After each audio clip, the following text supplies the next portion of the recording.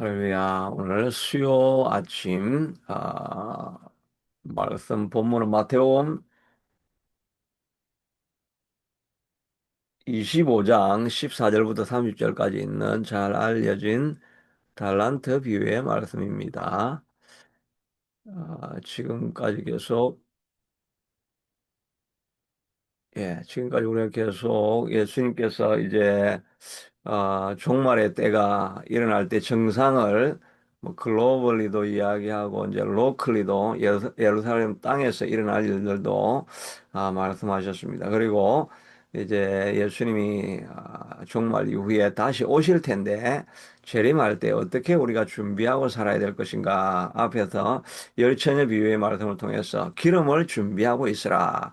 늘 성령이 충만한 상태로 있어야 예수님 오실 때 잔치집에 같이 들어갈 수 있다라고 해서 성령의 충만한 끼어있는 삶을 살아라고 말씀하시고, 또 오늘은 달란트 비유를 통해 가지고 일상의 삶 속에서 우리가 어떻게 열매를 남기고 살아야 될 것인가 하는 것을 말씀해 주시고 있습니다. 요즘 이제 이란 전쟁이 이렇게 이란하고 이스라엘 전쟁이 한참이어 가지고 어 제가 이란의 그 종말에 대해서 성경에서 어떻게 예언을 하고 있는가 하는 것을 조금 찾아보려고 이렇게 했는데, 이 지도 지금 보입니까? 예, 지도가 보이죠. 여기 보면 에스겔서 38장에 이렇게 예언이 나오고 있는데, 에스겔서 38장에 보면 어, 예, 보면 마곡이 이스라엘을 치게 되는데, 로스와 메섹과 두발 왕고가, 이 두발 왕고기 할 때, 이 로스하고 메섹이라는 말이 러시아라는 말하고 같은 말입니다. 두발 왕고가 내가 너를 대적하여, 그리고 이제 그들이 이스라엘 향해서 내려오는데, 그들과 함께 한 방패와 투구를 갖춘 바사와 구스와 붓과 고멜과 그 모든 때와 북쪽 끝의 도갈마 족속 그 모든 그 많은 백성이 무리를 너와 함께 끌어내리라 이렇게 이야기했는데, 여기 바사 요게 지금 이란이죠. 이란하고 이렇게 공격해서 이스라엘을 공격하리라고 하는 게 예언이 되어 있습니다. 아까 마곡하고 로스 요 같은 말이죠. 이게 러시아가 내려와 가지고 내려올 때 고메르도 오고 또 타갈마라고도 성경에 나중에 그 부분에 나옵니다. 그리고 페르시아 여기 이란도 예루살렘을 공격하고 이때 구스하고 붓 아까 있었죠. 그게 다 이 리비아하고 이 구스, 이 이디오피아하고 이렇게 다 뭉쳐가지고 이스라엘을 공격하게 되는데, 하나님이 도우셔가지고 이스라엘에 대한 공격을 다 물리친다. 그런 게 이제 종말의 때에 일어날 일이라고 이렇게 합니다. 근데 아직 이란이 공격을 하는데, 요즘은 이 러시아가 이란에게 좌표를 다 준다고 하죠. 그래가지고 옛날보다 아주 정확하게 정밀하게 이 이란이 이스라엘을 타격을 한다.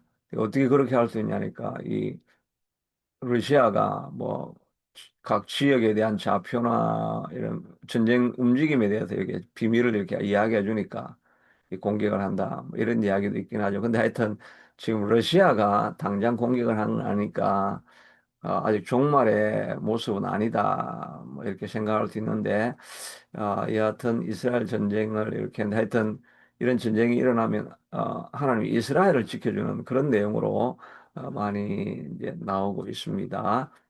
그래서 아직 지금 이 트럼프가 일으킨 미국, 이스라엘, 이란 전쟁이 뭐 에스겔에서 나와 있는 이 전쟁하고는 같은 전쟁이라고는 할 수는 없지만, 하여튼 이란이라는 나라가 바사입니다. 바사인데 이란이 이제 옛날에도 공격해 왔고 지금도 이란이 계속해서 이스라엘을 공격하게 될 것이다 하는 그런 관련된 예언들이 뭐 있습니다. 하여튼 그러나 지금 일어나는 전쟁이 뭐 종말에 대한 전쟁은 아니겠는데 이런 또 전쟁이 지금 장기화되고 이런 게 좀 전 세계가 영향을 입게 되죠. 이런 걸 우리가 또 종말이라고 하는 그런 아, 마음을 가지고 이렇게 이제 달란트 본문의 비유를 이렇게 생각하면서 이럴 때 우리가 어떻게 살아야 할 것인가 하는 것을 좀 생각해 볼 수가 있습니다.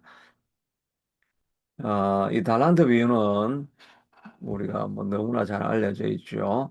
5달란트하고 앞에 또 누가복음에 보면 머나 비유를 이렇게 하고 있는데 머나는 한 머나를 가지고 10사람들에게 다 똑같이 나누어 줬는데 한 사람은 10머나를 남기고 또 다른 사람은 5달란트를 남기고 5머나를 남기고 나머지는 그냥 아무것도 남기지 않고 장사를 하지 않아 가지고 예수님 그 내용에 보면 그 사람들 문책하는 그런 이야기가 나오죠. 문화는 200일, 100일인가, 100일 노동함, 그러니까 3개월치,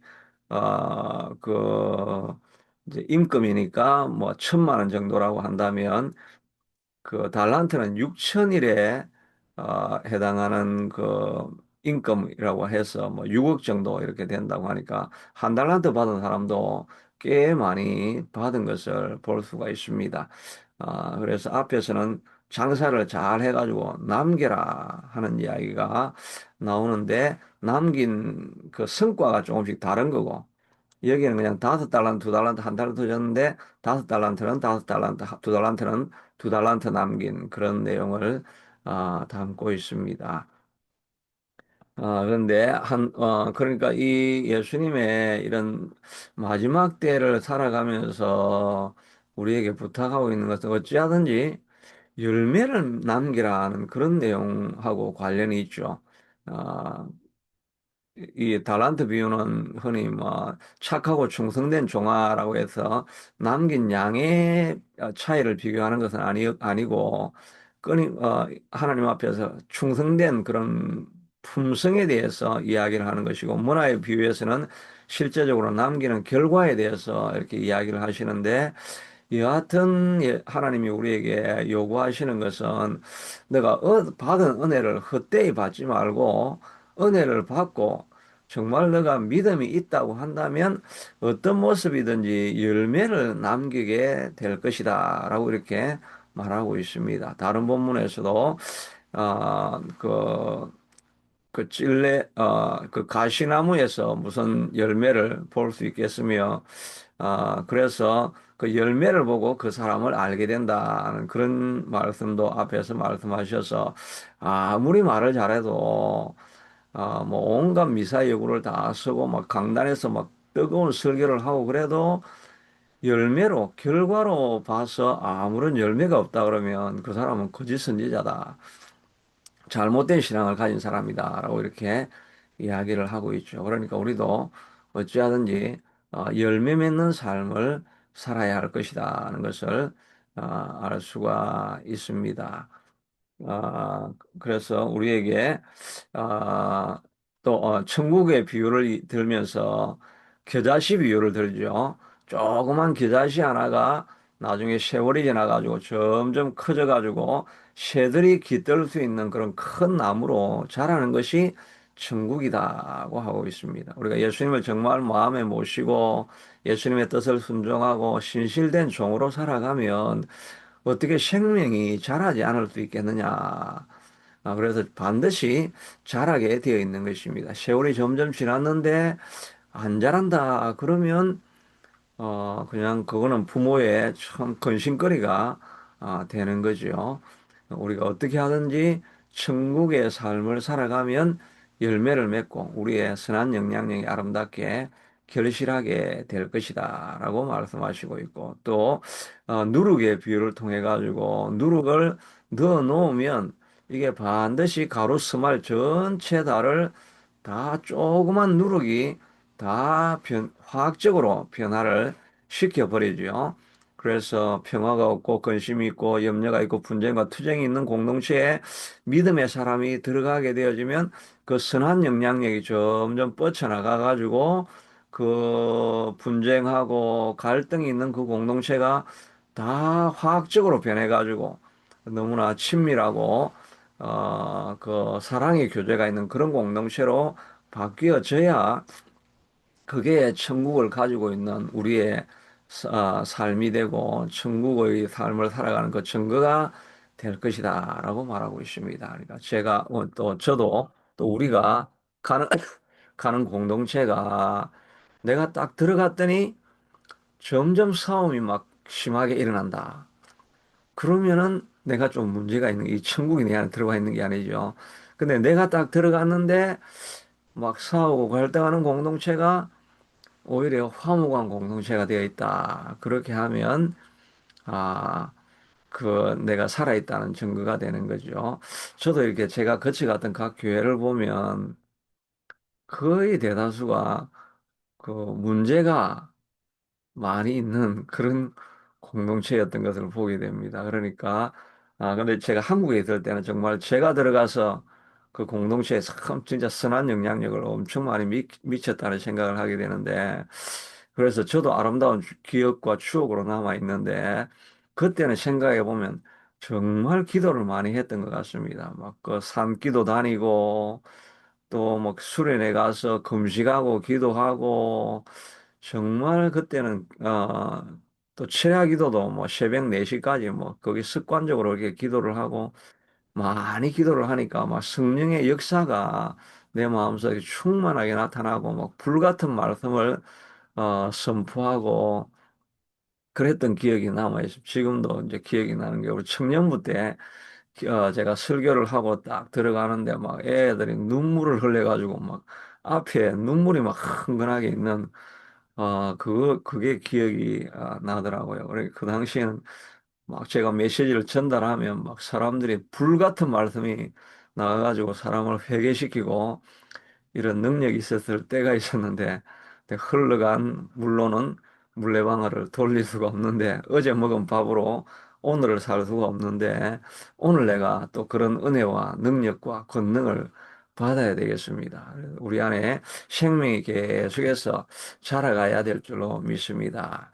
그런데 이 한 달란트 받았던 사람은 열매를 남기지 못했습니다. 그래서 왜 열매를 남기지 못했느냐 하니까 이 사람이 한 달부터는 와서 이르되 주인이여 당신은 굳은 사람이라 심지 않은 데서 거두고 해치지 않은 데서 모은 줄을 내가 알았다. 뭐 일하지 않고 그냥 거두고 가는 그런 악한 주인이다. 이런 생각만 하고 있어서 내가 혹시 뭐 잃어버릴까 봐 걱정이 돼 가지고 다 묻어두었다라고 이렇게 사람은 고백을 하고 있는데 그러니까 우리가 가지고 있는 신학, 하나님에 대한 우리의 그 의식, 어떤 하나님으로 내가 생각하고 있는가 하는 것이 내가 어떤 크리스찬의 삶을 살아가는가 하는 것을 결정짓는다는 것을 알 수가 있죠. 우리가 하나님을 정말 무서운 하나님으로 또 심판하는 하나님으로 구약의 하나님으로 우리가 인식하고 있는 사람들은 특별히 뭐 모태신앙을 가진 이런 사람들은 자기가 하나님의 은혜를 경험하고 하나님을 이 개인적으로 이 personal encounter라고 하죠. 뭐 또 한국 말로는 인격적인 하나님을 만나는 그런 경험들이죠. 자기가 정말 하나님을 대면해서 만나는 그런 말로만 듣던 하나님이 아니고 인격적으로 자기가 만나는 그런 경험이 없으면 늘 모태신앙 가진 사람들은 하나님을 아주 엄격한 하나님으로 이렇게 생각을 하죠. 어릴 때부터 부모님이 이거 대라, 저거 대라, 뭐 그렇게 하면 크리스찬이야 이렇게 하면서 윤리적 기준을 아주 높여 놓으니까 그런 사람들은 하나님을 대할 때 우리를 언제든지 정죄하려고 준비하고 있는 이런 무서운 하나님이라고 생각을 하니까 하나님 앞에 구하지 않고 기도하지 않습니다. 엄격한 하나님 앞에 내가 늘 죄책감이 있으니까 하나님 앞에 뭘 구하지를 못하죠.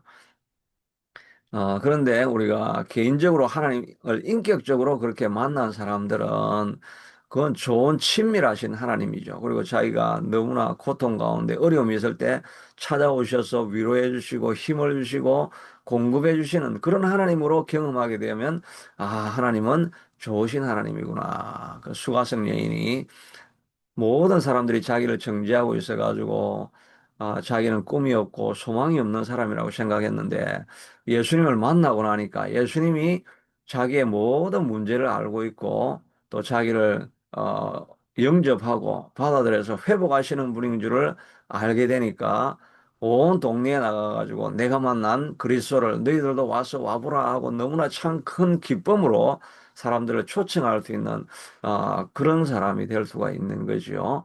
우리가 만나는 하나님이 누구냐, 어떤 신학을 가지고 있느냐 하는 것이 우리의 삶도, 크리스찬의 삶도 결정하게 됩니다. 주로 장로교는 하나님은 말씀으로 우리를 깨닫게 해주시는 하나님, 이렇게 하니까 말씀을 계속 묵상하는 하나님으로 그렇게 많이 소개를 하고 있죠. 근데 오순절 계통은 어떻겠습니까? 오순절 계통은 하나님은 성령으로 찾아오셔가지고 우리의 생명을 살려주시고 다이나믹하게 역사하시고 그래서 특별히 오순절은 주로 이적과 기사를 많이 강조하게 돼요. 기적을 일으키시는 하나님, 죽은 자를 살리시는 하나님, 어떤 질병에서도 구원해 주시는 하나님, 이것을 경험한 사람들은 하나님을 치유하시는 하나님, 기적을 일으키시는 하나님으로 고백을 하게 되죠. 그리고 또 능력으로 다이나믹하게 역사하셔가지고 사람에게 용기를 주고 힘을 주고 회복을 시키고 어떤 대적이라도 사단 원수를 물리치는 이런 하나님으로 선포할 수 있는 그런 사람, 그런 신학을 가지게 되면 그런 역사를 하게 되죠. 그러니까 늘 기적을 사모하고 이적이 일어나게 되려고, 하게 해달라고 이렇게 고백을 하게 됩니다. 저도 신학은 장로교 신학을 했지만 그 실천적인 교회 생활은 오순절 그걸 해가지고 그래서 제 메시지가 많은 부분에서 하나님은 역사하신다, 일하신다, 기적을 베풀어 주신다. 나사로를 일으켜 주시는 하나님, 또 마른 뼈를 지극히 큰 군대로 일으켜 주시는 하나님, 저래도 그렇게 고백할 때가 많은데 우리가 어떤 하나님으로 우리가 알고 있느냐 하는 것이 우리의 크리스천의 삶을 바꿔주게 됩니다. 그, 우리가 성경을 그러니까 하여튼 성경을 읽고 성경에 나타나는 것을 우리가 그대로 믿어야 되는데 성경은 다 해석이 되어야 되기 때문에 목회자들의 관점에 따라서 해석을 자꾸 한쪽으로 많이 할 수밖에 없는 그런 경향이 생기게 됩니다. 그러나 우리 하나님은 치유하시고 능력과 기적을 베푸시는 하나님이기도 하시고 세미한 음성으로 말씀으로도 우리에게 역사하시는 하나님이다 하는 것을 우리가 같이 또 알 수 있어야 되겠죠. 또 어떤 분들은 이제 복음에 대한 열정이 가득해서 생명을 구원하는데 선교하고 복음을 전하고 전도하는 이 일에 온 힘을 기울이고 매진하는 그런 분들도 이제 같이 계시고 한데 이 모든 하나님에 대한 그 내용들이 성경에 다 나와 있으니까 균형 잡히게 우리가 하나님을 알고 있는 것이 필요하게 되는 줄로 믿습니다. 그래서 우리가 열매를 맺기 위해서는 믿음을 가지고 하여튼 하나님이 열매를 믿는 것을 보기를 원하기 때문에 이 그 열매를 맺지 못한 이 한 사람은 두려워 가지고 도전을 하지 않은 거죠. 도전을 해야 되는데 도전을 하지 않으면 열매가 맺히지 않습니다. 어,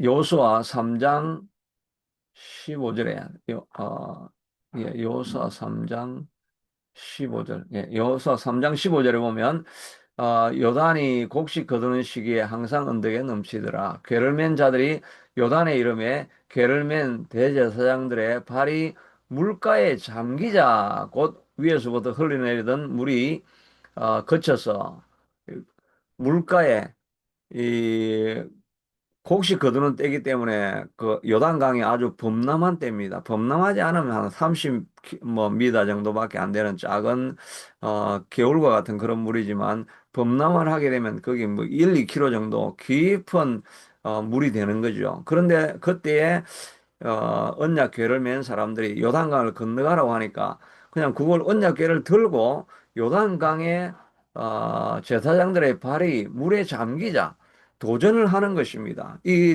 물이 저렇게 범람하고 있는데 들어가면 다 빠져 죽지. 어떻게 거기를 들어가란 말입니까?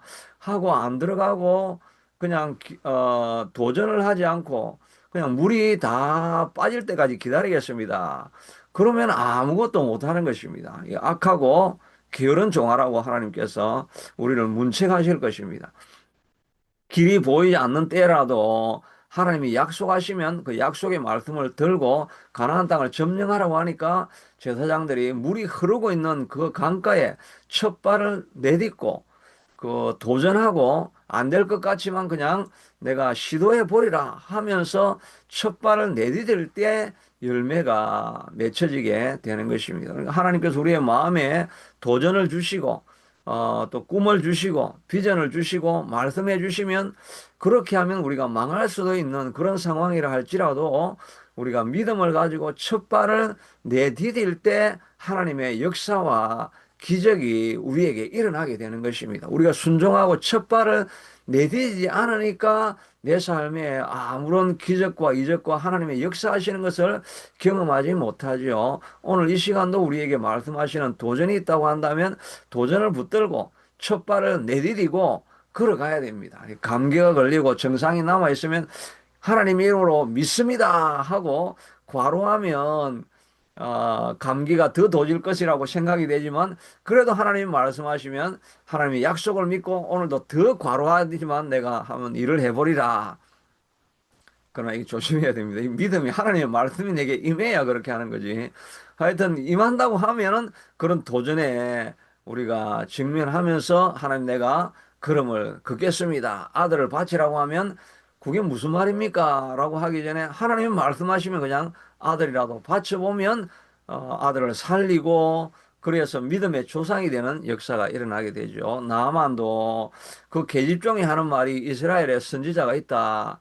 이 말을 어떻게 믿을 수가 있겠습니까? 그게 혹시 아닐 수도 있는데 그 계집종 여자 포로 걔가 한 이야기를 생명의 말씀처럼 붙잡고 그걸 나아간다는 게 쉽지 않은 결론인데 그러나 내가 이 말씀에 뭐 생명을 걸어보리라 그렇게 하는 거죠. 그래가지고 왕의 서신을 서달라고 해가지고 낙타 10마리에 선물을 막 한가득씩 다 실어가지고 가서 무슨 일이 일어날지도 모르는 그 소녀의 말 한마디를 듣고 찾아가는 것입니다. 가서 왕에게 오히려 오해를 당해가지고 전쟁 일으키려고 모의하러 왔지. 그러다가 엘리사를 소개를 받고 거기에 갔다가 또 엘리사가 나와보지도 않고 요단강에 가서 7번 무릎을 담그라고 하니까 화를 내고 진짜 나를 뭐로 보냐 이런 모욕감을 느끼고 그래도 또 신하들이 그래도 어디 뭐 더 큰 일을 하라고 해도 했을 텐데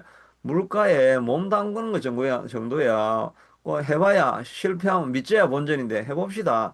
그러니까 또 그 말을 듣고 가가지고 7번까지 6번까지 했는데도 아무런 역사가 안 나타나지만 그래도 마지막까지 시도를 해보고 7번에 몸이 담기니까 그 기적같이 온몸의 피부가 그냥 50대 사령관의 피부가 아니라 어린아이 피부와 같이 완전히 변했다라고 말하고 있지 않습니까? 이 아침 기도에 또 이 방송으로 말씀을 듣는 것 가운데 저 소리가 뭔 역사가 있겠는가 이렇게 받아들일 수 있지만 그래도 이 작은 계집종의 말과 같은 이 말이라 할지라도 그 말을 듣고 순종을 해버리면 하나님의 역사가 나타날 수 있게 된다는 것입니다. 순종하지 않고 기다리고 그냥 겁이 나가지고 돈을 다 땅속에 파묻어 두고 이렇다고 한다면 최소한이라도 너 이자라도 받을 수 있게 은행에라도 넣어 놓으라고 최소한 그 큰 순종이 안 되면 작은 순종이라도 뭔가 하나 해봐야 되지 않느냐고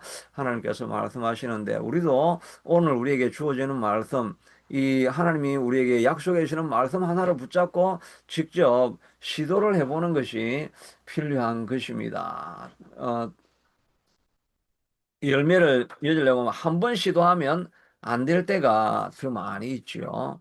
그럴 때라도 내가 진실로 너에게로니 하늘에 미리 땅에 떨어져 죽지 아니하면 하늘 그대로 있고 죽으면 많은 열매를 맺느니라. 이 인내하고 열매를 맺기 위해서는 열매를 땅에 떨어져 하늘에 씨앗이 많은 열매를 맺으려면 인내하는 시간이 필요하죠. 말씀을 전했지만 또 노아가 120년 동안 주변에 있는 사람들이 다 Are you crazy? 그렇게 이야기할 때 그래도 인내하고 까지 기다리면서 하는 그 인내의 수고가 있어야 열매가 맺혀지게 됩니다. 그리고 또 하나는 우리 열매를 맺으려면 요한복음 15장 4절에 있는 것. 내 안에 거하라. 나도 너의 안에 거하리라. 가지가 포도나무에 붙어 있지 아니하면 스스로 열매를 맺을 수 없음같이 너희도 내 안에 있지 아니하면 그러하리라. 너무나 당연한 이야기죠. 가지가 잘려져 가지고 떨어져 있는데 세월이 지난다고 봄이 되고 여름이 된다고 해서 그 나무에 열매가 맺혀질 수가 없는 거죠. 열매를 맺히기 위해서는 예수님께 접붙임 바 되어져 있어 가지고 예수님으로부터 오는 수액을 공급을 계속 받아야만 열매를 맺을 수 있는 것이 되는 거죠. 매일매일 아침마다 또 나와서 이렇게 말씀을 듣고 하나님 말씀을 통해 가지고 계속해서 내게 생명의 양식, 생명의 꼴을 공급을 매일매일 받아야 그 나무가 메마르지 않고 또 가지가 그냥 생기가 다 떨어지고 이렇게 되는 것이 아니라 수액을 공급을 받아야 아름다운 열매를 맺는 그런 열매 맺는 포도나무가 되어서 다른 사람들에게 맛난 열매를 공급할 수 있는 그런 삶을 살 수 있게 되는 거죠. 말세를 지나가면서 우리가 막 예수님이 언제 올 건가 하고 하늘만 바라보고 있는 것이 아니라 이 땅에서 장사하고 이 땅에서 5달란트, 2달란트를 받았든지 그것을 가지고 열매 맺는 삶을 살아라고 말씀해 주시고 있습니다. 우리의 삶을 통해서 아, 겨자씨와 같고 또 누룩과 같이 우리 삶에서 열매를 맺어야 되는 것입니다. 우리가 도전하는 마음으로 하나님께서 말씀하시면 무엇이든지 조그만 말이라도 내가 붙들고 오늘도 시도해 보리라. 하나님이 역사하실 때까지 인내하며 기다리리라. 매일매일 하나님이 주시는 은혜의 공급을 받고 하나님이 주시는 힘으로 내가 열매를 맺는 삶을 살아서 착하고 충성된 종이라는 하나님의 칭찬을 듣는 우리의 삶이 될 수 있게 되기를 축복합니다. 제 삶에도 또 우리가 섬기는 교회에도 제가 섬기는 새참빛 교회도 이런 역사가 일어날 수 있게 되기를 축복하고 소원합니다. 하나님 마지막 때를 살아가면서 우리도 5달란트, 2달란트 남기지 아니하면 악하고 게으른 종이라고 문책하실 텐데 하나님 우리의 할 수 있는 데까지 주님이 주시는 힘과 또 말씀을 통해서 도전하고 믿음의 첫 걸음을 요단강에 담그는 그런 믿음으로 전진하는 삶이 있게 될 수 있게 하도록 도와주시옵소서. 때로는 희생할 때에도 내가 죽고 인내하는 수고가 있어야 할 것이고 예수님의 끊임없이 붙잡힌 바 되어져서 열매 맺는 우리가 다 될 수 있게 도와주시옵소서. 하나님 이 아침에도 우리가 아침마다 나와서 기도하고 있는데 하나님 기도하는 시간을 통해서 말씀을 듣는 자들의 삶에 열매가 맺혀질 수 있게 하도록 하나님 도와주시옵소서. 많이 아침에 일어나서 수고하였는데 아무도 아무런 열매가 맺혀지지 아니하면 하나님 우리의 수고가 무엇이겠습니까? 하나님 불쌍히 여겨주셔서 아침마다 나와서 기도하고 말씀을 붙드는 주의 백성들에게 아름다운 열매가 맺혀지는 것을 하나님 보게 하여 주시고 기적과 역사가 나타나는 삶이 되는 것을 하나님 보게 하여 주시옵소서. 하나님께서 친히 도우시고 하나님 역사하여 주시옵소서. 변화가 일어나게 하여 주시옵소서. 열매가 맺혀질 수 있게 축복하여 주시옵소서. 예수님 이름으로 기도드리옵나이다. 아멘.